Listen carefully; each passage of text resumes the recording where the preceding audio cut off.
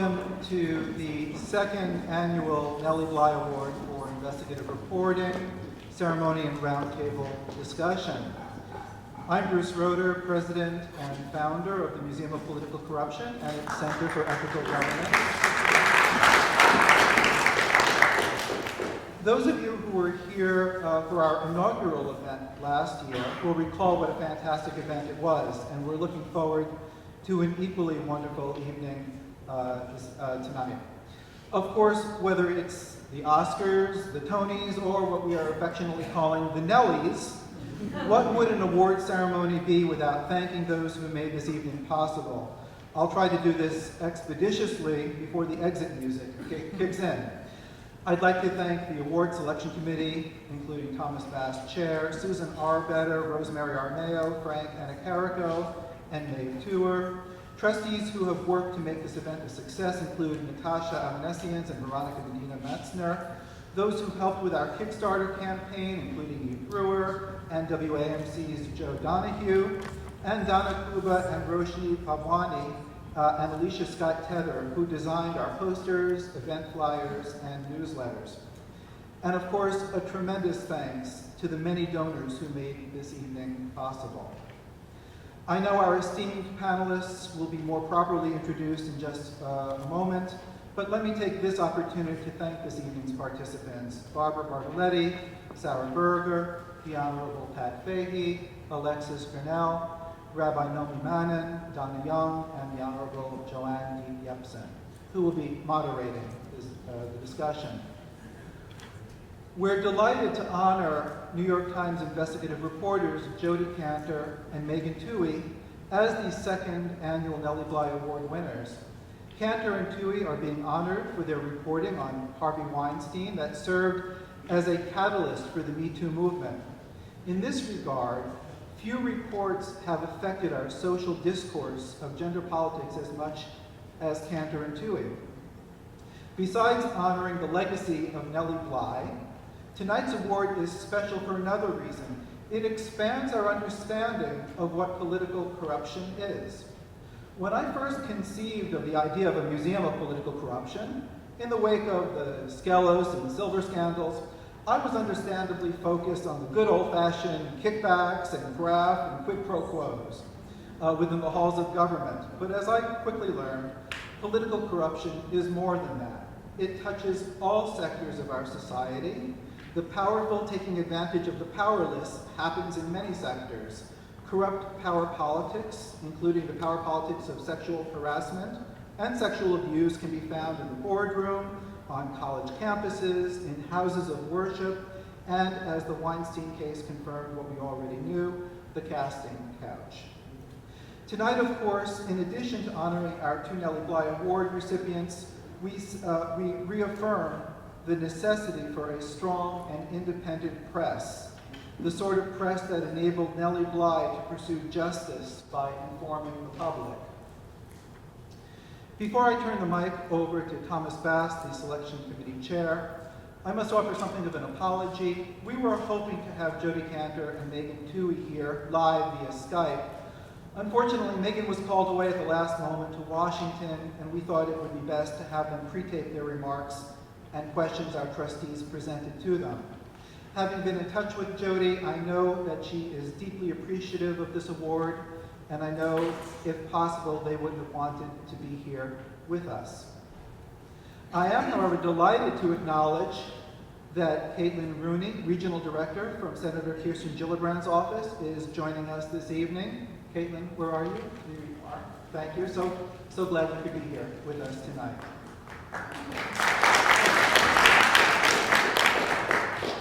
Of course, my last thank you goes out to all of you for coming out this evening. It is through your support of the Museum of Political Corruption and our programming that our mission to create better government will be fulfilled. If you want to get involved with what we're doing, we invite your participation. Please contact me, and I'll be delighted to let you know more.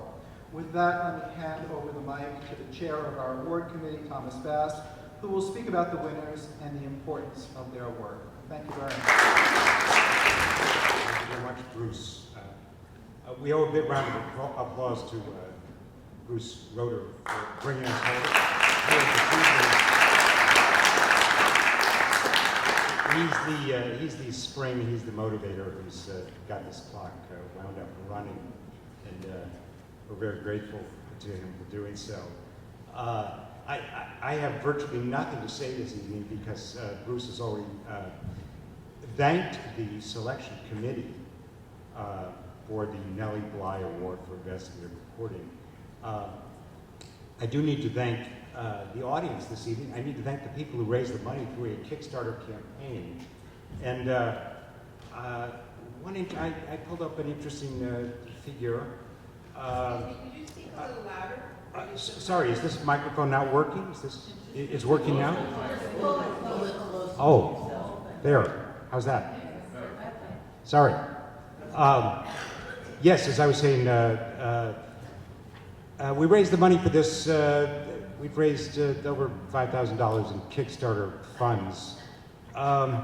What's interesting is that journalism projects on Kickstarter have a success rate of a mere 21%. Journalism projects that are successful 2 years in a row have a success rate that verges towards zero.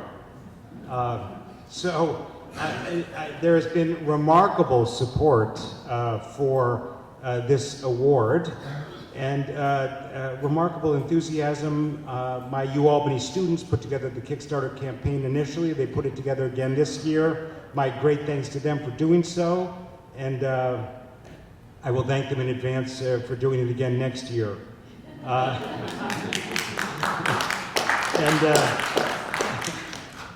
So I have very little to say about our award recipients tonight because I think their work stands for itself. And I think also I have very little to say because we're going to have a panel tonight with a great many very knowledgeable people making remarks and discussing the Me Too campaign, which got its start with the work of Twohey and Kantor. And I think my remarks on that subject, I have 5 remarks. Another statistic to give this evening is Twohey and Kantor themselves wrote an editorial in the New York Times on their first anniversary of their groundbreaking work, for which they won the Pulitzer Prize, as well as the Nellie Bly Award. And Kantor and Twohey said, perhaps it is time to start thinking of this less as a news story than as a permanent new element in our lives. And I think that's true, and I think that's an amazing state of affairs for journalists. And I think Nellie Bly herself was involved in that kind of journalism that actually moved beyond news stories and affected people's lives. The other item to note, I was pulling this up, among those CEOs, celebrities, politicians, and people who have been accused of sexual misconduct and removed from positions of power in this country, Vox magazine puts the number at 252. Time magazine puts the number at 414. It just goes to show people are making up their numbers as they go along and pulling them from wherever they can pull them, but the basic fact remains that a large number of people across a wide spectrum in this society have been affected by the Me Too movement. My third observation has to do with the fact that the Museum of Political Corruption, as Bruce mentioned, originally narrowly conceived, thought that it would be dealing with the kind of corruption that had to do with 3 men in a room. And we have now moved on to the kind of political corruption that involves 1 man and 1 woman in a room, or in multiple rooms. And my final observation on what happened as we expanded the idea of political corruption in making this award this year is a quotation from our dear friend Oscar Wilde, who would have loved the Museum of Political Corruption. He would have been a founding member, I'm sure. The observation goes as follows. Everything in the world is about sex, except sex. Sex is about power. And So once again, this is prelude to some remarks. We have Twohey and Kantor have taped some answers to questions that we posed to them. They've taped some remarks about their receipt of this award, and then after that we have a panel discussion. So I turn it over to Twohey and Kantor from their office in Brooklyn, where they are on book writing leave at the moment. We just wanted to start by thanking you for this incredible award. When we started this work, we were not thinking about awards. We were just thinking about getting through to sources, finding the truth, being fair to everybody, bringing the story to light after it having remained buried for such a long time. And we're overwhelmed by the reaction to our reporting in every way. And we certainly never thought we would get an award from a museum of political corruption. So thank you very much. And I think while we didn't expect to get an award from a museum on political corruption, we are extremely, I think this particular award, Nellie Bly, who was known for her intrepid reporting, is one that really sort of speaks to our hearts. I think for me and Jodi, this was probably among the most intrepid reporting we've ever done. And so we see in Nellie Bly a comrade and a sister in the journalism cause.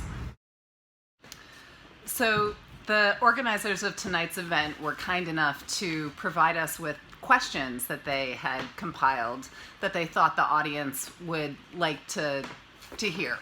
And so we were so grateful for those questions and so eager to tackle them.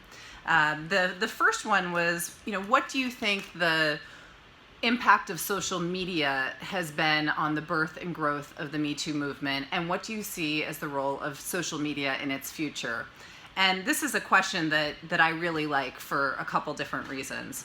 The first is that it does identify what has been a huge component of the Me Too movement over the past year and beyond. The Me Too hashtag goes back a decade to when an activist who has been committed to battling sexual abuse and sexual assault and sexual harassment started it. And I think that there's no question that in the last year, the thousands and thousands of women and some men who have taken to Instagram and Facebook and Twitter to tell their own personal experiences with these issues has been profound.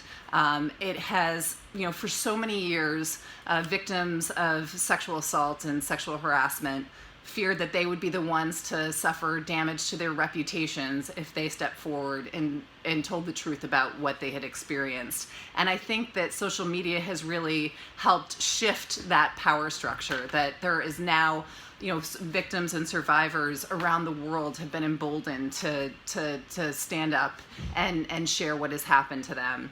And it has helped fuel a whole, there has been activism that has sprung up around the Me Too hashtag, the Time's Up movement that is committed to helping victims and with legal cases and making other efforts to lobby for reforms that will help protect victims. It's just been remarkable to see that unfold. But, it's also important to make a distinction between what happens on social media when people come forward with their stories of abuse and harassment. That's very different from what we do as journalists. When we began the Weinstein investigation, our editors were pretty explicit. This was not going to be just a he said, she said story in which there was anonymous sources or we weren't going to allow allegations to basically just be printed in the newspaper without applying the rigorous due diligence that's required to make sure that the story is fair and accurate and legally sound. And so it's, what we do as journalists in the case of the Weinstein story was to not only gather the accounts of women who claimed that they had been victims of Weinstein, we were able to track down financial payoffs that Weinstein had made to women over the years. We were able to extract internal company records that, in which women were documented complaining about rampant abuse and harassment by the producer. And so it was with this type of rigorous reporting that we were able to publish our stories. And while the Me Too movement and the investigative journalism around sexual harassment have played off of each other, they also continue to bear important distinctions. The second question is, how or when is sexual harassment a form of political corruption?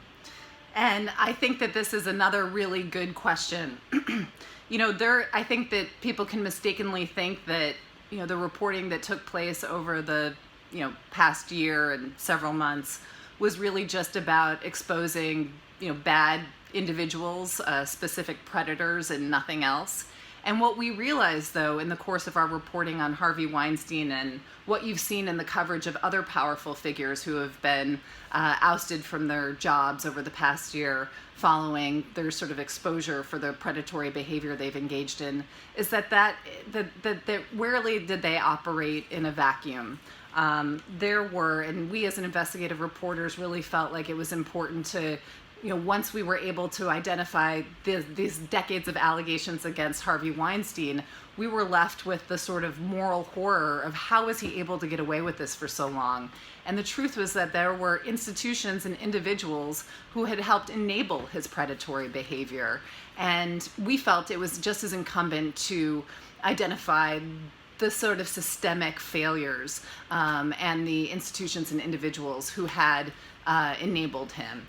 It's that's, corruption and political corruption is not limited to the halls of Congress. It is the politics play out in, college campuses, in boardrooms, in religious institutions, and in Hollywood. And, in the case of Weinstein, those politics were corrupt. There were talent agencies that sent women into private meetings with Weinstein at hotels, even when clients reported back having very troubling encounters with him. There were high-profile and high-priced lawyers who swooped in to silence women who, stepped forward to complain about him. At the Weinstein Company, there was a board, an all-male board that that basically renewed his contract even when they were presented with, multiple allegations of sexual misconduct against him. And so for us, that type of corruption, that type of, we would see that as a political corruption as well, was really important for us to identify and expose in the course of our reporting. The third question is, what does corruption mean to us? And as investigative reporters at the New York Times, this is a question that we grapple with, every single day. We wake up and I think that there's a pretty simple answer to it, which is, for us, we see corruption as an abuse of power, and we see it as our jobs as investigative reporters to identify those abuses of power wherever they reside, whether it's in whether it's in government, whether it's in corporate America, whether it's in, other types of public institutions. And for us, sexual harassment was absolutely the type of corruption that made sense for us to pursue. Whether it was Weinstein, it's not just Weinstein. What we've learned over the past year is that there have been powerful figures across a variety of industries who have abused their positions of power to prey on the vulnerable. And we thought it was incumbent on us to expose that, and I think moving forward to continue to identify not only the corrupt individuals, but the corrupt institutions that have allowed that to take place. So the organizers asked us about our own ideas about combating sexual harassment and abuse in the workplace. It's less about our personal ideas than I think about us as reporters looking at the landscape and assessing what has really changed out there since we broke the story. what has shifted. There have been some significant changes. The history on this issue is a history of lack of accountability, of people not really having to face their actions. That has changed. Hundreds of people have been fired or have had to resign because of these kinds of problems in the workplace. We see that social attitudes have shifted. In Hollywood, the casting couch used to be pretty acceptable, maybe unfortunate, but acceptable. It's really not anymore. The industry has risen up and said we're committed to fixing this problem. However, I think the question is, will laws really change? They've shifted in a few states, but not beyond that. Will women feel greater legal protection? The real riddles of these issues, how is it safe for a woman to come forward? Should people be accepting or granting secret settlements? That question is still very much unresolved. And I think the biggest question of all that we can't answer is, for a woman who's making 10 or 12 bucks an hour in a fast food job, in a retail job, those women are the most vulnerable of all because they need the paycheck. They may not have the economic standing to really stand up and fight against harassment. Has anything changed for those women since we've broken this story? We're not really sure. The thing that's changed for businesses is that this is suddenly a reputational risk. A lot of corporations are looking around and saying, we don't want to have a Me Too problem. It's worth investing the effort in trying to combat these problems. That investment is less pricey than the sort of reputational punishment of having one of these scandals erupt at our workplace and erupt into public view. The question is, how do you really root out these problems, given that a lot of the tools we use to combat them are broken or don't work very well? So the last question is one that we're asked pretty much everywhere we go. I'm just going to read it because I think it summarizes the questions that people have very nicely. Where do you see the Me Too movement heading? Do you think the outrage will fade or has faded? Do you think women's attitudes and willingness to blow the whistle have changed since the revelations by us, by Ronan Farrow, by others? If so, how will this play out? Will the public continue to support women victims of sexual harassment as they come forward? If not, why not? Has the punishment of male offenders run its course, do you think? Or is the will still there to stop these abuses? So let me give you a kind of broad way of thinking about this, which is that I think until very recently, almost nobody understood the size or the scope of this problem. And in order to be able to address a problem, you have to be able to see it. And a lot of this went unseen for a very long time. I think there are a lot of people in the room who believe with confidence that they know what's going on with women in the workplace. I know that I certainly did. I had spent my professional career reporting in large part on women in the workplace. But I think if we're being honest, we can now admit that a lot of us did not even know the half of what was really happening. Even for the most jaded among us, the revelations of the last year plus have been so startling, so shocking. And so I think for the first time now we're beginning to have, if not full information, then more correct information about what's really happened inside the workplace and outside of it. So it's sort of like now we can enter into a new stage of beginning to address these questions. What should the penalties be for serious incidents, for more mild or one-time incidents? Should there be a road to rehabilitation? What would meaningful rehabilitation look like? Have we seen anyone perform the kind of have we seen any of the alleged offenders perform the kind of public service that would actually make people want to give that person a real second chance? Are we capable of meaningful and serious discussion on these issues at a time when society finds it pretty hard to come to consensus about anything? To what extent do we need a new set of rules for conduct in office life? I think that's where the debate will be going forward. And what our commitment is we're still investigating and reporting and writing every single day. We're working on a book about the Weinstein investigation and all of the issues it raises.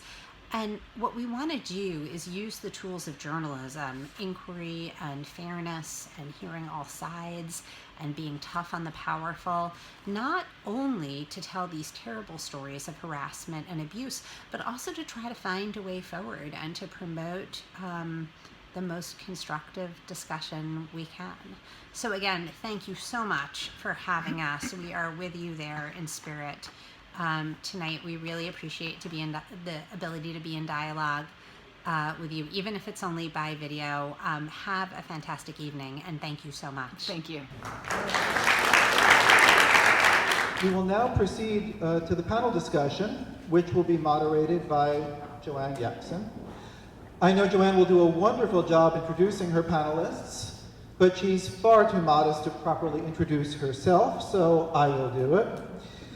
Joanne Yepsen is a senior vice president in Mercury Public Affairs Albany office, where she uses her policy and political expertise to solve complex problems and advance critical goals for clients. Prior to joining Mercury, Yepsen served 2 terms as mayor of Saratoga Springs. Joanne also served 4 terms as county supervisor for Saratoga Springs prior to her election as mayor. Prior to her election to public office, Joanne spent 30 years as a fundraising and marketing professional, consulting for numerous national, statewide, and local nonprofits and startups. I invite you to read Joanne's wonderful and extensive biography in the program. One thing it doesn't mention, however, is her experience conducting the Mormon Tabernacle Choir. But we'll leave that for another day. So let me turn over the baton, the microphone, to Joanne Yepsen.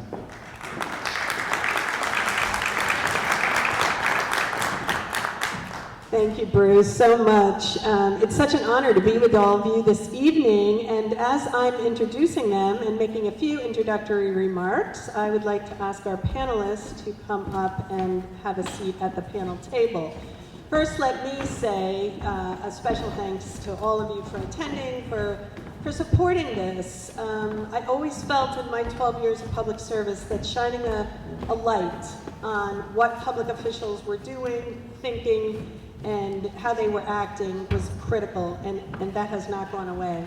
And I want to congratulate Bruce on all his successes, and again, thank him for including all of us in your endeavor. So let's give Bruce another round of applause.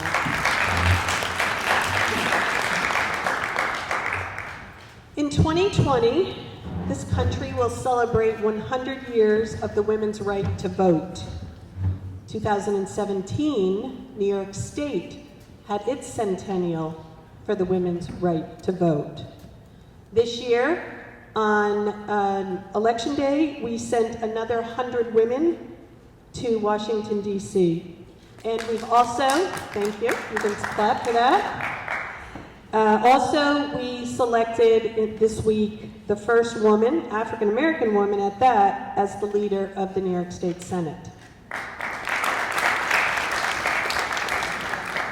On October 5th, 2017, these very highly esteemed reporters broke a story. It's not a new story.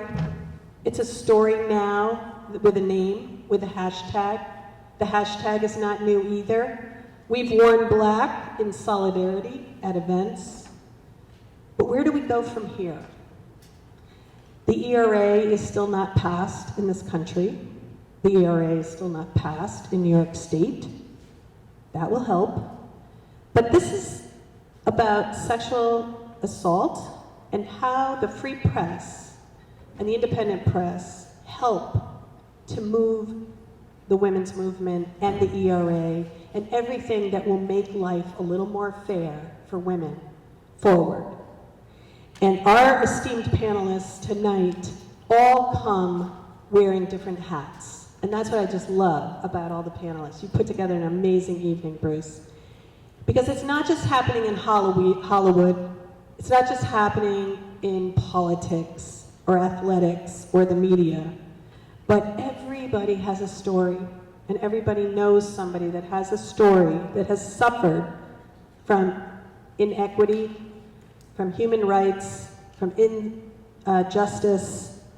And our panelists are going to talk about how they fit into the context of this discussion tonight, but also about what we can do. What's the most important thing that they can state about the Me Too movement, and what can we all do moving forward as we go to the next 100 years in this country. Let me start by introducing, and what I'll do is introduce each one of them with a brief bio and then ask each one of them to speak for a few minutes. We'll then start a dialogue and get into a robust dialogue with you, I hope, so start thinking about your questions. Barbara Bartoletti is the former legislative director for the League of Women Voters of New York State. Ms. Bartoletti is a good friend of mine and lectures statewide on advocacy issues and offers political commentary for Channel 9 News and advocates good government issues to statewide editorial boards. Sarah Berger, another good friend of mine, is the founding member of the Berger Law Group, PLLC. Ms. Berger has represented clients in all types of employment and labor law matters, including harassment, discrimination, and retaliation. And I know she's got some recent amendments that she wants to talk about regarding the human rights law. The Honorable Patricia Fahey has represented the New York State 109th Assembly District since 2012. Prior to serving in the Assembly, Pat was Associate Commissioner of Intergovernmental Affairs and Federal Policy for the state's Department of Labor from 2007 to 2012. Great to see you, Pat. Alexis Grinnell is the co-founder of the Pythia, am I saying that right? Pythia Public. Her writing on gender and politics has appeared in the New York Daily News, City and State, Washington Post, Newsday, New York Post, the New York Times, and El Diario. The Rabbi Nomi Manon is a faculty member in the program in Judaic Studies at the University of Albany.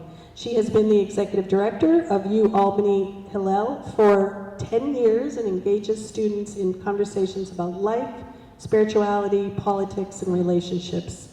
And finally, Donna Young is the president of the William McKinley Distinguished Professor of Law and Public Policy at the Albany Law School. Prior to joining the faculty at the Albany Law School, Donna worked as a consultant at the Ontario Human Rights Commission and at the City of New York Mayor's Office of Labor Relations Legal Department. I probably, looking down the table at my fellow panelists, I aged them by several decades, I'm sure, all of them. Well enough by Pat. So I go back a very long way, not only in my careers, and I've had two of them, but particularly in the New York State Legislature, where I worked with the League for almost 40 years in the New York State Legislature. Before that, my professional background was in nursing, and I don't know if anyone has been around as long as I have, but the Me Too movement, I hope, is making a huge difference in the nursing profession, because in the 20 years I was a nurse, there was insidious and almost constant harassment, mostly by physicians, and I think now we have so many female physicians that I'm hopeful that the culture has completely changed. That takes us into the legislature, where we really need to see a cultural change, and hopefully that is coming. I go back far enough where they did not have a ladies' room in the state Senate where female senators could access the ladies' room. They had to turn a small conference room, split it in half, and make some of it into a ladies' room outside the Senate chamber, because there weren't enough women that they thought a ladies' room was necessary. The culture in the New York State Legislature for all of those years was really the essence of abuse of power. The employees, mostly, and I see a lot of women shaking their heads, the employees in many of the offices were young women. They were interns, they were young women getting into helping legislators, so they were employed by the legislators, but they were everywhere in the legislature. And at the time I came in the late 70s, not only was the leadership completely male, but almost all legislators. There were very few women in the state legislature. And unfortunately, the young women were an ever-present, and I think the men looked at it as a pleasant distraction. But it was an abuse of power, augmented at the epitome of it. And I don't know if anybody here remembers, but the counsel to Shelley Silver was taken out in handcuffs one day in the going to the Washington side of the Capitol. He had been accused and went on to plead to a slightly lesser charge, but he was accused of rape of the legislative assistant to a female legislator in the assembly. And that opened up, we didn't have social media, I will tell you, and the difference today then was the fact that had we had social media, it wouldn't have just been the gossip in the hallways. It would have perhaps been more likely to start some of a movement. But the downside of the time I witnessed, I guess the thing that made many of us feel the worst was that the male legislators, it was just something that we could blame the victim. So at one point, and I think it was actually before Pat came into the legislature, at one point, because we had a lot of interns, they made the interns, believe me, they made the interns wear around their neck a sign in red letters that said intern. And that was supposed to be so that they could not attend the post-session receptions where there was alcohol served. And ostensibly it was, well, they may not be of legal age. It was actually to notify the legislators that hands off. You shouldn't touch them. They're below age for other types of activities. There were areas in Albany, the specific bars, I'm not sure it still exists, but Justin's, I don't know if anybody remembers Justin's. That was a hangout where legislators often frequented, and we had one incident where the next day a legislator ended up on the floor of an intern's apartment. And all of this was just to be acceptable behavior. This is just what happens because after all, legislators are away from home, they have time on their hands after session.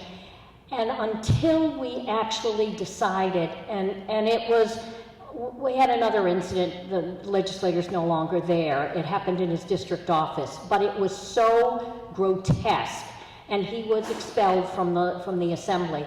But the only way, I think, to get past that, the abuse of power, the taken for granted, I'm a legislator so I can get away with it, I think has been the changing of the culture because we now have many more women inside the legislature, women in positions of power, where the culture hopefully will continue to change and it will not be acceptable for this to happen. It is an abuse of power. It isn't acceptable. And until we actually all play our parts for making sure that we, as the Me Too movement has done, the hashtag MeToo, we didn't have social media. I think that has helped a great deal in galvanizing and making this movement the movement it has become. So we will carry on, I hope, and within the halls of government, and I hope it happens in hospitals, I hope it happens in commerce, businesses, that we can change the culture to make it unacceptable for people in power to use their abuse of that power to the most vulnerable, those people that have to have a paycheck and therefore say, I'll just suffer through it, I'll just ignore it, I need this paycheck, I have to feed my family. Many of the nurses I worked with felt exactly that way. I just will get through this. We shouldn't have to get through it anymore. Thank you. Thank you, Barbara. I'm going to ask Sarah Berger to go next. Thank you, Joanne. In addition to my life as a practicing attorney, I'm also on the executive board of the National Employment Lawyers Association, the New York chapter. And as a board member, I'm also a member of the legislative committee. As an organization, we work with our colleagues that practice primarily employment law on behalf of individual employees to educate themselves and for us to educate each other about what happens with our clients in the workplace and what we can do to help advocate for their rights and protect them from harm or future harm, either financially or with respect to their actual job. As a member of the legislative committee this past session, we worked tirelessly on the New York State human rights law proposed amendments, and when it was all said and done, we ended up with amendments that were built into the budget bills. Overall, the amendments were meh, in my opinion. However, there were certain aspects of the amendments that I think are arguably helpful. One of which is a requirement that all employers in New York State, regardless of their size, must now have a sexual harassment policy and must now train all of their employees annually with respect to that policy. That is a new requirement. Most good employers already had a sexual harassment policy, but what is arguably helpful with respect to this amendment is that it applies to all employers. So if you have one employee or 5,000 employees, you employ people in New York State, you have to have a sexual harassment policy. And I think, in my opinion, that's probably the best aspect of the amendments. But the amendments were otherwise not meaningful. And one of the things that I wanted to talk to everyone here about today was to provide you with some information about that, and also ask for your help, because this coming session we intend to advocate for additional amendments to the New York State human rights law so that we can continue to advance the ball and really truly be at the forefront in a pioneering state. We're in this regard. We are not. We are behind New York State. It's not true that New York State law is stronger than anywhere else in the country. That has been stated numerous times publicly by the governor's office, and I respectfully disagree with that statement. But we are on the path that we did something this year, which is better than nothing. But the New York State human rights law leaves much to be changed. For example, under federal law, an employee can seek remedies such as punitive damages. That type of a remedy is not available under the New York State human rights law. It is available under the New York City Administrative Code. New York City has their own local laws that protect employees from discrimination, but that's only if you're employed within the 5 boroughs.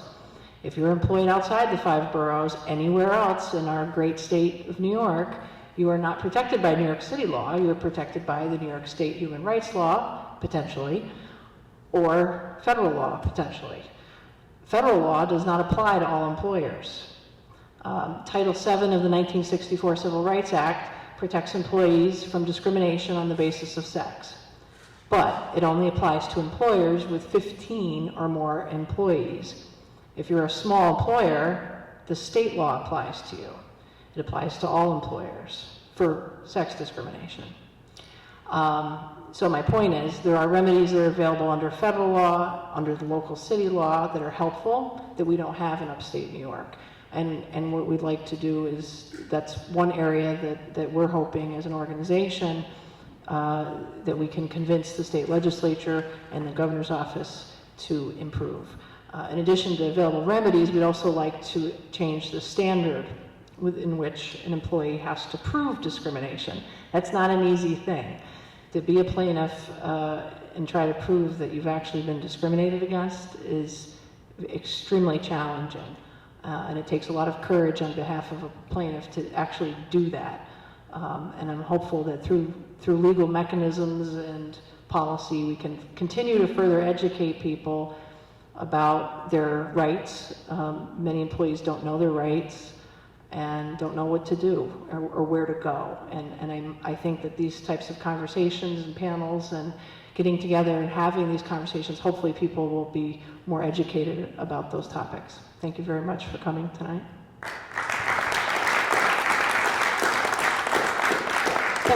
Thank you, Sarah, so much. On to Assemblywoman Pat Fahey. Thank you and good evening. A pleasure to be here, and thank you for pulling this together, and great to share on the panel. I will try to be very brief because I know you want to get to some questions, and I look forward to hearing from the panels as well as from the audience with questions. Clearly there's been this, I think probably the most profound thing. It's hard to believe that it was just a year ago, first of all, that probably one of the biggest of the Me Too stories broke with the Harvey Weinstein story. It's hard to believe it's just been a year, but there has been this, I think, I try in my world to look at the glass half full, because otherwise it'd be hard to get up in the morning if you didn't look at the glass half full. And I think it has led to this incredible collective soul searching, and I think that's been really positive. And I've seen that not just from women, but men and corporations, companies, government, all the way around. And I think it's, I think it's been painful, especially for women. As Barbara said, it took her back to her nursing days. Certainly I went back a number of decades thinking of incidences and thinking of women and thinking of the impact. But I think it's been a positive thing. And I can't say enough about, without digressing too much, I think one of the most horrific, we've had a year of horrific stories, right?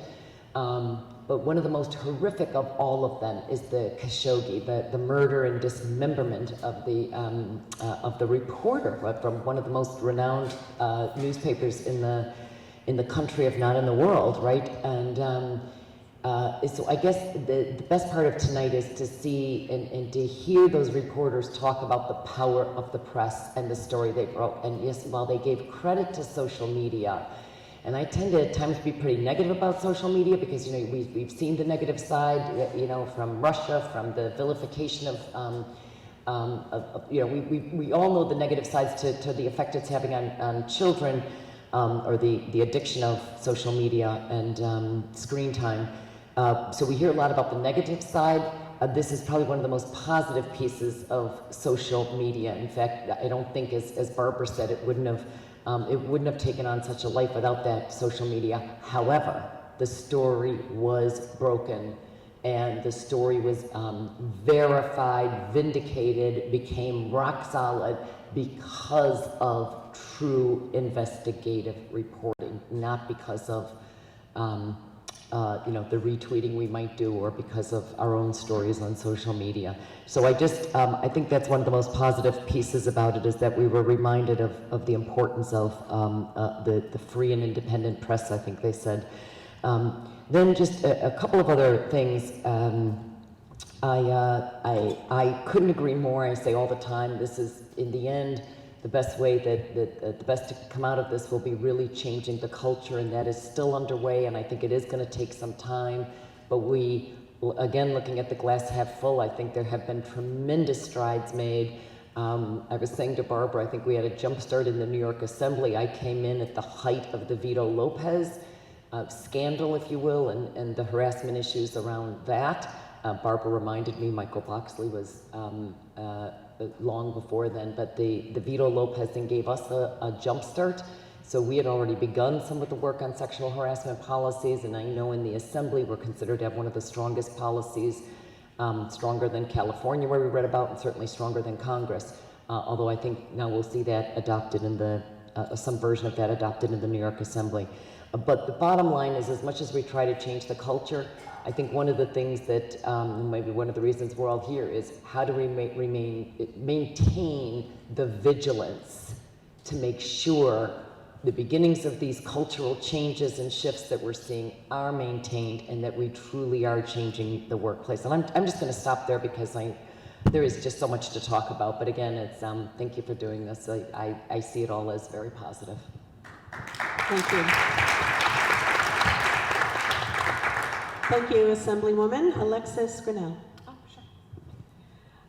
So I think I probably wake up a little bit less on the glasses half full side of the bed. I'm probably relentlessly critical. I'm a political strategist, but I've also had a parallel career as a columnist writing about gender and power in New York State. And I actually started writing in 2010, and the Vito Lopez scandal broke in 2011, 2012, and I was writing about it then. And I remember getting to know these women, cultivating them as sources, getting to understand where they were coming from, and also getting the sort of behind-the-scenes story of their abuse and the way in which their abuse was being handled internally in the Assembly. And whereas it's absolutely true that the Assembly has actually an amazing sexual harassment policy that's sitting in front of me, that's 13 pages long and is legitimately great and people should look at it, certainly better than the, excuse my language, trash in the Senate. But what it hasn't done, though, is sort of display the institutional courage, which is what I think is what's next, to answer the question a little bit for this panel. Dr. Jennifer Freyd at the University of Oregon is a sociologist and a psychologist who writes about this concept of institutional betrayal. She has an acronym called DARVO. DARVO stands for Deny, Attack, Reverse, Offender. And it's an amazing hermeneutics to understand how institutions treat reporting of sexual harassment, and there's actually a mechanics behind it, and it's interesting to learn about. She was originally inspired watching Anita Hill and realized that there was something happening here. You know, Anita Hill, this brilliant law professor, got up and said some things, and all of a sudden she came out of it a little bit nutty and a little bit slutty. Well, didn't make any sense. So Jennifer Freyd has devoted a lot of her career to understanding this mechanism. We saw that in the Assembly here too, certainly in 2012. Vito Lopez may have been ejected, but Shelley Silver stayed until a few years later when he was ultimately canned for the more traditional kind of corruption. And that is why he is going to jail, not for systematically denying women their human and legal rights. And that includes Elizabeth Crothers, who was raped in 2001 by Michael Boxley, who proceeded to then leave the Assembly in handcuffs and become a lobbyist at Brown & Weintraub for 15 years. He was recently let go from Brown & Weintraub this spring, and I'd like to think my interview with Elizabeth Crothers in March and the column I wrote about her might have had a little something to do with it. But the fact is, a lot of it is Elizabeth who deserves the credit for when I called her out of the blue to be like, hey, you want to talk about that time you were raped in the New York State Assembly 17 years ago? And she said yes. So I want to actually take it back to the fact that I think social media has really helped survivors come forward as a community and increase that pressure on institutions and be unafraid to share their stories. And that's been the cultural sea change that I do very much credit social media for. And I'm very much with Pat that generally social media I find to be a very icky place as a woman who writes things about gender and power. My mentions are disgusting, but I am very happy about what it's done for survivors in particular. And I want to add that the laws that Sarah referenced, that the legislature rushed through in the budget this year, are wholly inadequate. And when we hear this repeated trope from the governor that they're strongest in the nation, they're the strongest in the nation, it is a perpetuation of the kind of problems that Me Too has identified of institutional betrayal. You have actually an amazing group of women who formed something called the Sexual Harassment Working Group. I encourage you all to visit their website, harassmentfreealbany.com. They put in the time and effort to research and produce a set of policy recommendations, and they have been vocally advocating for very particular changes to the law and for public hearings. And it's to my great delight that yesterday, the first female majority leader of a legislative branch, Senator Andrea Stewart-Cousins, said, yeah, I think we should have some public hearings about this. 215 days after these 7 women who were harassed in the legislature asked for them, and it's because there is a receptive media to them as well. So when we talk about also the role in the free press, it isn't just in reporting and doing the investigative work that Megan and Jodi deservedly have devoted so much of their work to, but it's also being receptive. Those women were in the legislature before Me Too. Elizabeth Crothers was 2001. It is, I think, we're seeing also a sea change in the way reporters understand how to report these stories, how to talk to victims, and how to tell those stories. I've seen, at least in the time that I first started writing as a columnist in 2012, or rather writing about sexual harassment in 2012, the way in which sort of news media covered sexual harassment was a scandal. And scandal assigns guilt to someone in a way. It almost implies a relationship, sex scandal, as opposed to there being a guilty party and an innocent party. Sex scandals are mutual, and sex is part of it, so it's confusing. Even though sex is not really what's going on here necessarily, definitely not, rather. So I think that change is also critical and crucial, and that also requires reporters who are really learning as they go, because so many, it's really new. And I'm pleased to see this change in this descandalization of sexual harassment, but it also requires that pressure on lawmakers in particular every time they say something like, these are the strongest laws in the nation. And I'm happy to see, for the most part, there's always that coda following that sentence from a news outlet saying, actually they're not. So I'm going to turn my time over now.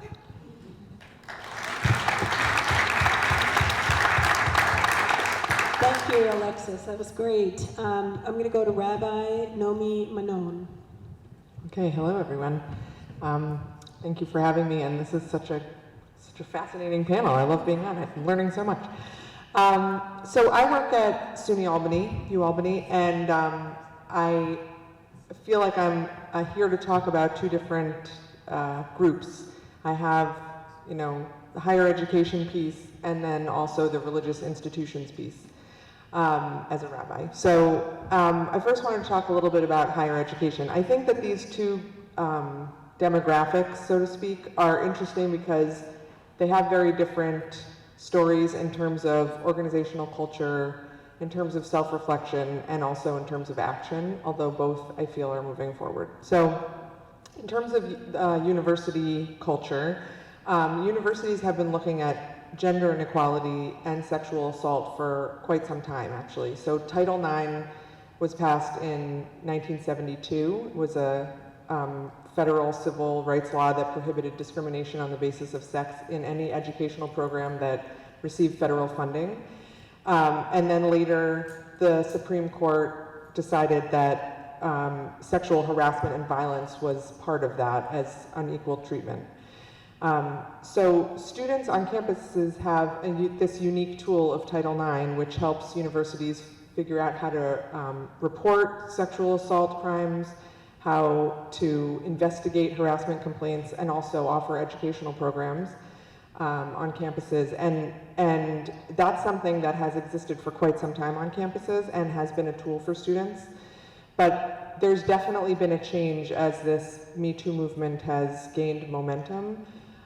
In terms of students being more vocal about their experiences.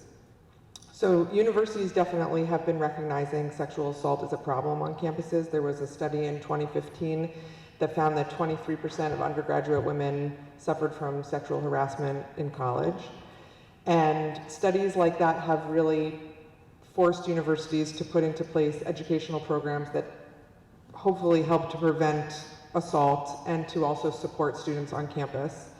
At UAlbany in 2014, they opened the Advocacy Center for Sexual Violence, and it helps in both of these ways, education for the campus on issues of sexual violence and also assisting victims in getting help, going to the authorities, whatever they need.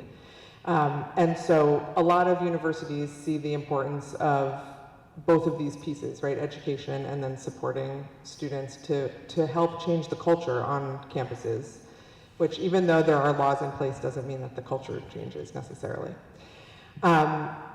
So the interesting thing is as the Me Too movement grows, universities find that more students are reporting sexual assault. So even though those rules were in place already, now there's just more visibility to the movement and more comfortability perhaps for students to report.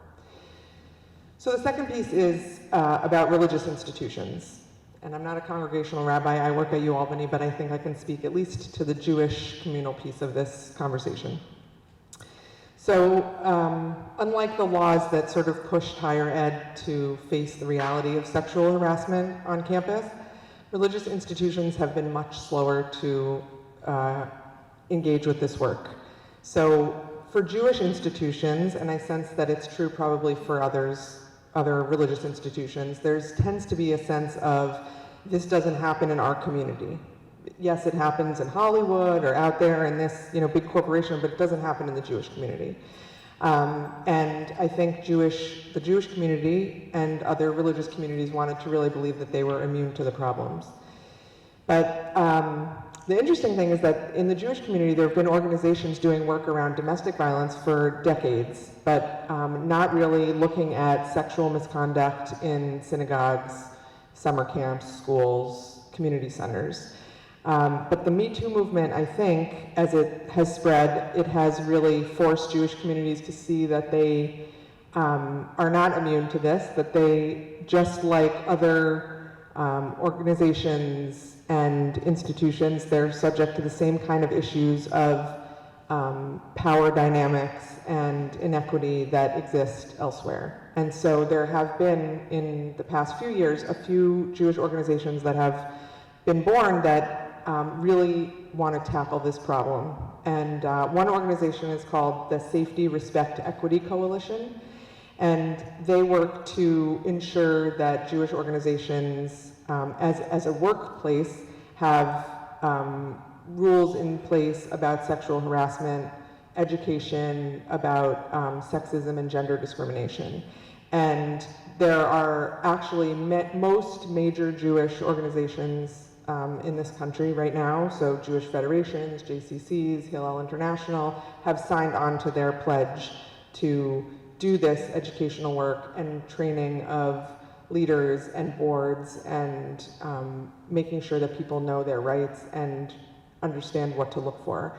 And so I think that the Jewish community now, definitely being pushed by the publicity around Me Too, has really started to look at the power dynamics between clergy and the congregations they serve, as well as communal leaders, and to really look at Jewish values and to move forward with a lot of education around these issues. So I think for both higher ed institutions and Jewish institutions, and probably broader religious institutions, I think a big piece has been education, and more education around these issues, that they do happen in our communities, and what people can do moving forward.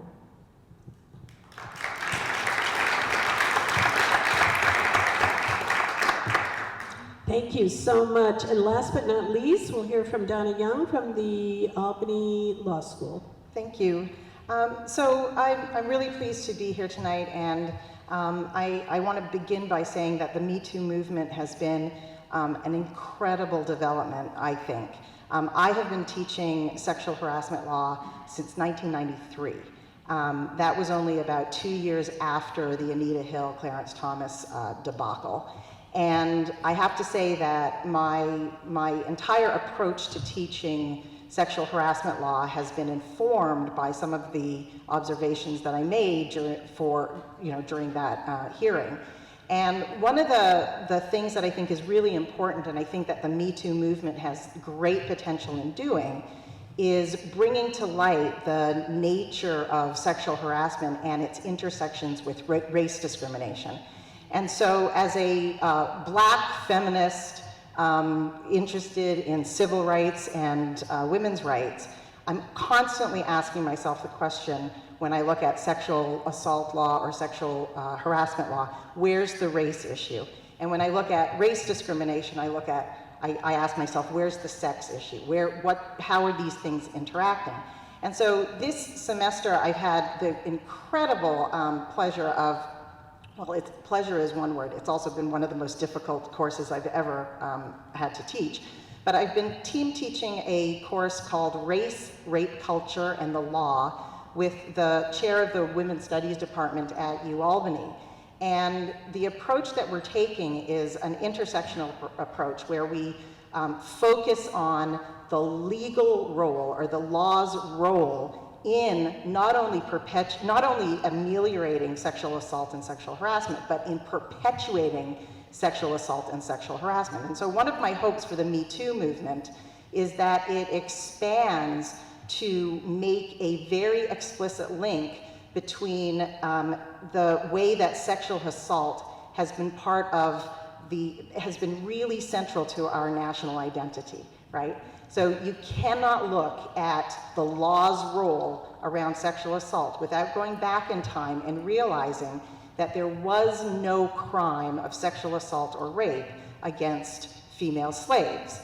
That was considered a property crime, not a sex crime. And you can't go back and try to look, look at what's going on now in terms of our laws around sexual assaults and sexual harassment without realizing that we have had centuries of denying women the ability to complain about their own, the disruption to their own bodily integrity.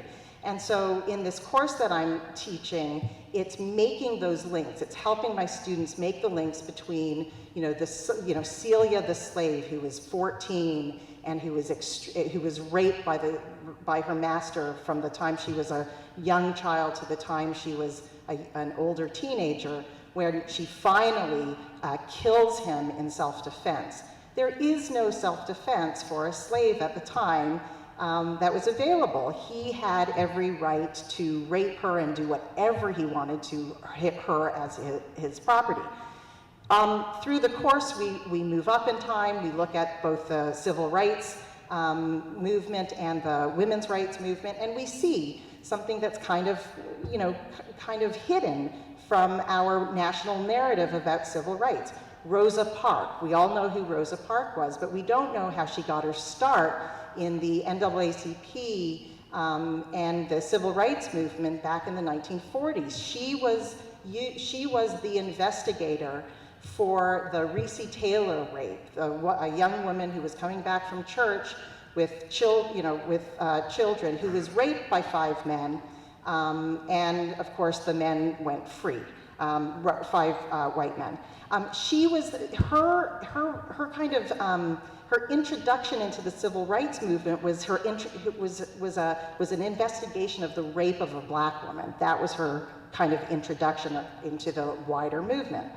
Then in 1986, we have the very first Supreme Court decision on sexual harassment, and the Supreme Court for the first time defines what sexual harassment is. The plaintiff in that case was a black woman. Her name was Michelle Vinson, and she was brutally raped and sexually assaulted and sexually harassed by her employer for several years, and her story becomes the basis for the Supreme Court's decision on sexual harassment law in the law that defines what sexual harassment is today, to this day. A few years later, that was 1986, 1991, we have Anita Hill, black woman, going up against Clarence Thomas and defining for us all what sexual harassment, what form of sexual harassment looks like, so that we can bring more kind of a popular understanding or a cultural understanding of what sexual harassment is. Fast forward a few more years and you have Tarana Burke. She's a black woman that coined the phrase Me Too. She is the woman that introduced it as a hashtag in order to show solidarity with the victims of sexual assault and sexual violence and sexual harassment. All the way through our history, we have black women underlying being real innovators, underlying what we need to do, how we need to define sexual assault and sexual harassment. All the way through, their role is not always at the forefront, but the reason that they're there is the reason that they have always been there, and that is because the law has never protected black women or women of color or poor women or immigrant women. It has never protected. It was more explicitly, they were absolutely excluded from the protections of the laws. Now they're not legally excluded from the protection of laws. They're now excluded because they don't have access to the systems and the resources that would allow them the access to the law. So I'm hoping that the Me Too movement, it's an incredible movement, I'm hoping that we all kind of are able to make those links between the legal role in perpetuating subordination and denigration of women and its role in ameliorating that.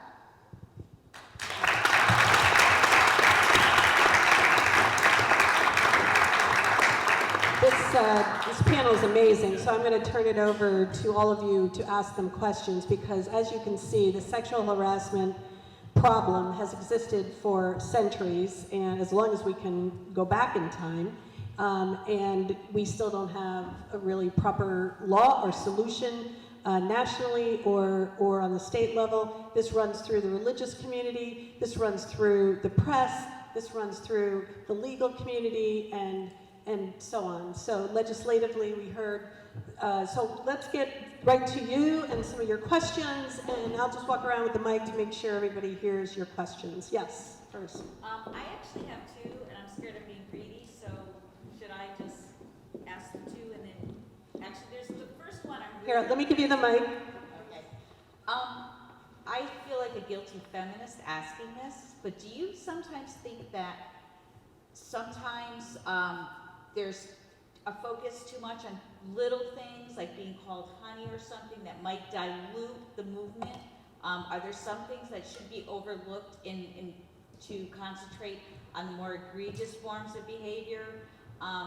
Correct me if I'm wrong, but just for example, I was with the recent appointment of Kavanaugh. I'm sorry, I forgot the woman who.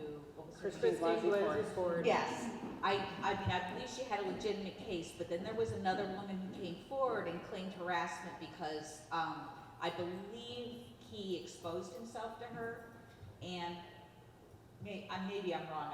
I want to make sure I'm recalling the facts. But do you think that sometimes focusing too much on the little things can kind of dilute the message and make people think, oh, they're overreacting to little things? Yeah. Great. Who wants to start with that one? Can I? We focus too much on the extreme case of assault. We do not focus enough on what I think you're calling the little things. Sexual harassment it takes many different forms. And the kinds of forms that it takes in our everyday lives that makes it extremely difficult to go to work, to make a living, to have happiness in our lives are not typically the sexual assaults that you see of Harvey Weinstein. What they are those kind of little things that are constant and pervasive, and they keep going, and they ruin your ability to want to go to work. We don't focus enough, and if the Me Too movement has done anything kind of negative, I think it is, and it's not the Me Too movement, right? This is the way that it's been reported. It has made it appear like sexual harassment, it takes that form, that extreme form, instead of the everyday kind of, small, degrading little things. Exposing somebody, exposing themselves at work, how is that a little, I mean, you go to work, you want to be treated with respect and humanity and a human being, and you're subjected to the most, and sometimes it's not even sexual. And I think we have to remember that too. It's degrading behavior, bullying behavior, because you're a woman. Does anybody else want to respond to that? I couldn't agree more, and I couldn't say it better myself.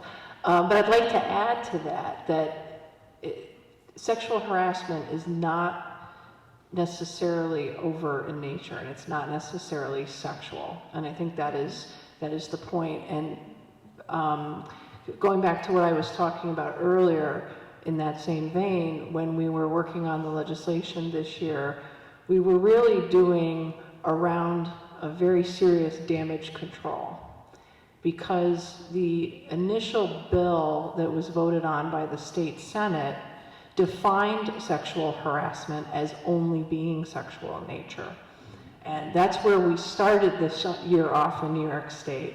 And when that bill popped up on my computer screen, my head almost exploded in my office, and then I was on the phone and I was saying, what are we doing, what are we doing, what are we doing? We need to get down there right now, because clearly our state legislators didn't understand that sexual harassment was not just sexual in nature. So we spent the spring trying to get that definition removed from the bill or changed so that it accurately reflected what the law is, because defining sexual harassment as only being sexual in nature walks the law back a good 30 years. And so that's these in using words like honey and baby and those things, we can't take sexual harassment in isolation. It's not about a singular incident. You know, if you're hearing things like that all the time, that is part of what sexual harassment is. So the little things can become big things, and we have to remind ourselves to look at the context. Okay, let's go to the next question. Hi, thank you. So I was just wondering, we have this Me Too movement going on, and on the opposite side, we have these adjustments that Betsy DeVos is making to Title IX, and how would any of you see the reconciliation between these two sort of seems to be opposing movements, and what's going to go on from there? Right, so we're not only moving forward, but moving backward in some cases. Anybody? You know, the thing that I think there's this common thread here between campus sexual assault and Betsy DeVos's attempts to redefine the sort of protocols around that, and sort of the question about what about these little things that matter? And it is this sort of ingrained minimizing of women's experience, which is, I think, the larger meta picture. And I'm certainly not surprised to hear the question. I think it's a valid one, because certainly people wonder that, and I appreciate the honesty in asking it. Because it's been previously invisible, this idea that women's experiences kind of A, happen, and B, matter. That's actually the big revelation of the Me Too movement. It's that, oh my God, like, women's experiences matter, and it's not just about, frankly, how we feel. It costs us money and opportunity. There are material consequences, and it's directly related to the centuries of patriarchy, particularly white supremacy, that Professor Young articulated so incredibly well that I want to take her class. So to me, that is that future, that idea of validation. So even, it's even little things. For instance, when I see, a couple of years ago, I remember seeing a news article that used an adjective to define Senator Gillibrand's crusade against rape in the military as quixotic. And I was like, wow, to think that that's quixotic, you have to be a man. Like, you just, to think that the systematic rape of women in the military is like some kind of fanciful little interest, or even today when you see an ad, you read the way in which news coverage of Nancy Pelosi is like vastly different than Chuck Schumer, and they're both kind of on the hook for the same sort of stuff. I mean, it's crazy. I don't want to ramble too much at you, but to me, this meta theme of women's lives and experiences mattering, and the gendered rendering of that publicly is that great schism. I think we're in the work of reconciling, and obviously it's much more than a moment. Me Too started off as a moment. Now we're calling it a movement, and obviously I imagine that will be decades. That's the continuing struggle. So, rant over. Next question. I'd like to start with Sarah on this one. How difficult is it to be a whistleblower? Because most whistleblowers say that they would never do it again, number one. And number two, I send this over to Donna. You said that poor women, immigrant women, black women, don't have access to the law. And in order to file a whistleblower lawsuit, it seems to me that you have to have money. So where does that leave women who want to come forward and say that I have had some of these incidents happen to me with my boss, where we have a sexual harassment policy on paper, and if I file a whistleblower lawsuit, even though it says there will be no retaliation, there will be retaliation. How do you deal with that? Thank you very much for your question. And if I understand your question correctly, you're asking about making a complaint of sexual harassment. Is that correct? Okay. So then the issue is, if you make that complaint, what happens to you and what can you do about it, right? Well, let's use a hypothetical. Let's say as an employee, you go to your supervisor and you say, my coworker is making comments to me, I'm uncomfortable, I don't like it, I want you to do something about it, okay? And then 2 days later, you find a pink slip on your desk and you're being suspended. Well, that could be retaliation, right? I mean, if it happens 2 days later that you've been suspended and you just made this complaint, that doesn't sit well, and maybe you think, geez, well, I didn't do anything wrong. My clients come to me with that type of scenario every single day. It's what keeps me in business. And you have a right to bring your complaint to your supervisor. You certainly have rights to file a claim if you want to. But practically speaking, which I think is what you're getting at, you have your legal rights and then you have the practicality around it. Do you really want to do that? And it varies.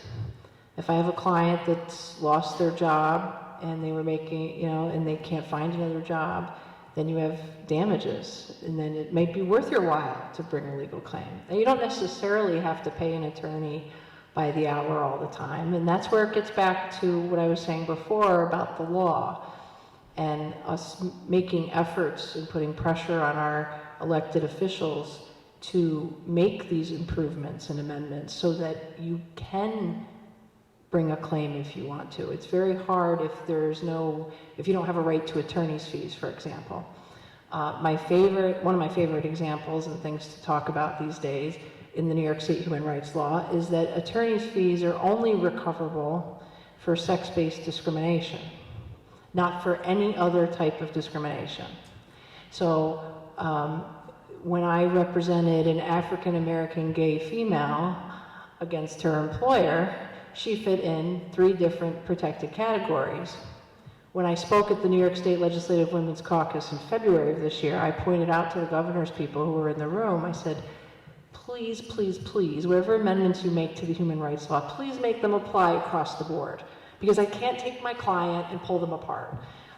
Discrimination does not happen in isolation.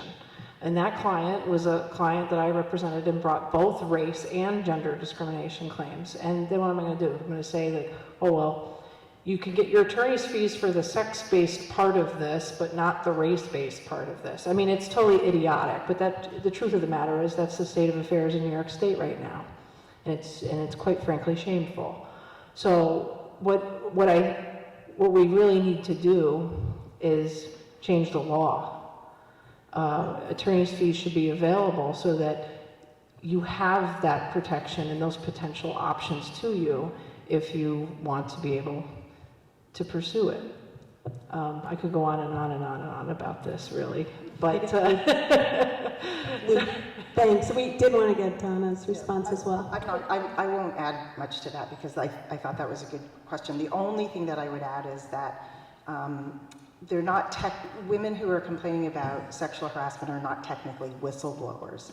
They could take on that kind of a role, but they're complainants, they're plaintiffs, they're just people complaining about something that's happening. And it is very difficult, I think, for women to come forward when there's a risk of retaliation and what Sarah said. So I want to say that more. Thank you. Just a brief question about the law and whether it applies to all employers, including the legislature, including the church. I'll start, sure. I can start. Sarah and I are nodding at each other because we've been to this movie before. Great question. Amazingly, a lot of the laws that the legislature passed in the budget didn't apply to them. Which maybe you knew already. Maybe this is a loaded question, but I appreciate the opportunity to go on about that. Yeah, so technically the New York State Legislature is not an employer. That's not clear in the law, which is why historically they've been able to argue actually that they are not responsible for some of the harassment that's taken place under their roof. So part of what the Sexual Harassment Working Group, the group of 7 women I referenced earlier, has been advocating for is to clarify that in the law, because as such, the personal staff of a lawmaker is technically not included in the human rights law. So that's a huge loophole. There's so many other interesting questions here. I'm really I'll pass it over to Pat, but I also really, again, go to Harassment Free Albany, read the fabulous white paper that these women made and wrote and researched in their spare time, thanks in part to fabulous experts like Sarah. It will explain the horror that is our state laws. And with that, I'll hand it over to Pat. I'll give it right on to Sarah. I was just going to say I'm sorry to sound glass half full again, but I'm pretty optimistic that we will see some changes on that next year. And you know, that the work is not done there, and certainly as we're seeing many changes that were discussed tonight, especially here in the state and in the state Senate, I think we'll see that revisited. And as Alexis mentioned, we had already made some pretty good progress here in the Assembly, and I think so to be continued. That's all. I'm going to try to fit in a couple more questions, and then hopefully the panelists can stay afterwards.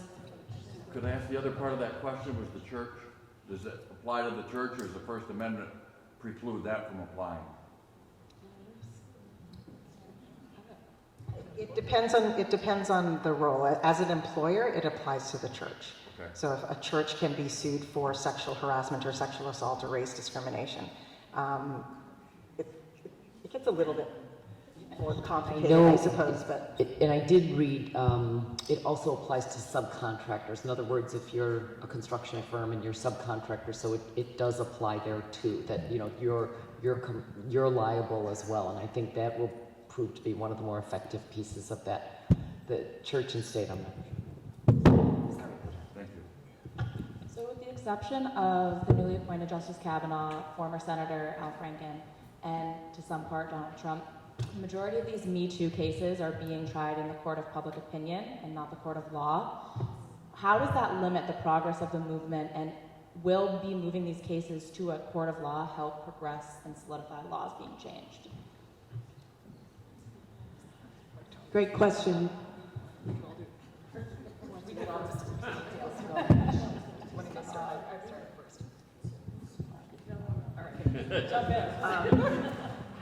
Thank you for the question.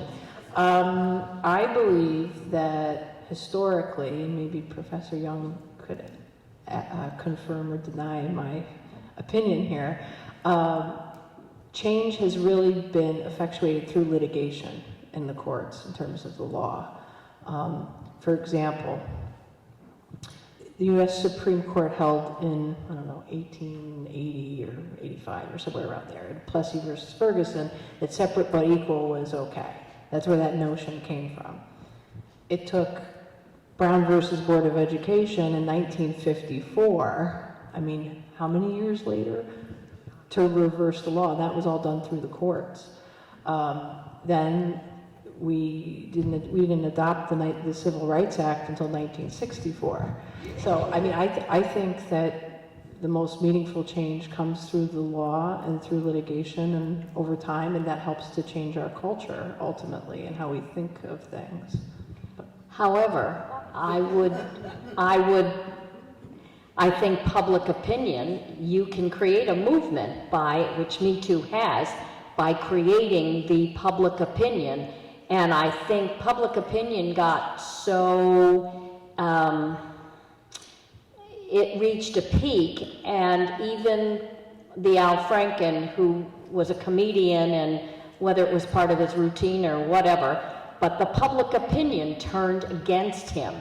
Unfortunately, we have not seen that public opinion, or we didn't see that public opinion turn against Mr. Kavanaugh. And that, I think, was, I had hoped that the movement had progressed to a point where people would have said, oh God, no, we can't have this man on our highest court. It didn't. That was disappointing. But I think in general, you have to have public opinion. Laws change when legislators can do nothing else, because the public opinion has fostered the need to change the law. And I think the Me Too movement, hopefully, as it creates its momentum, will put pressure on legislators at large to start changing the laws. And again, with a lot of advocacy from the women at this table. I'll just add to that really quickly. I think Barbara's totally right. But, part of the reason we're, lawmakers, react to public opinion, which is why it's important to vote, which is why we have like this historic wave of women entering Congress. That's not litigation. That's not even changing laws. That is the court of public opinion, literally. So, last note on that, but it matters. Thank you. Just one other thing. For different movements and different issues, the court either leads or public opinion leads. And I think it goes back and forth. I would say, for example, marriage equality, that was public opinion that pushed the law. For the civil rights law, that was the law pushing public opinion. So I think it depends. And I don't know right now where the Me Too movement fits within that. I do think we're seeing a backlash against some of what's going on. I don't know how that's going to be affected in the courts. I'm very critical of the courts and the legislatures. I think they are status quo oriented to the extreme and really need pushing from us. And that's why I've been trying to encourage my students to do stuff outside of the law. Activism. It's part of how we get things changed.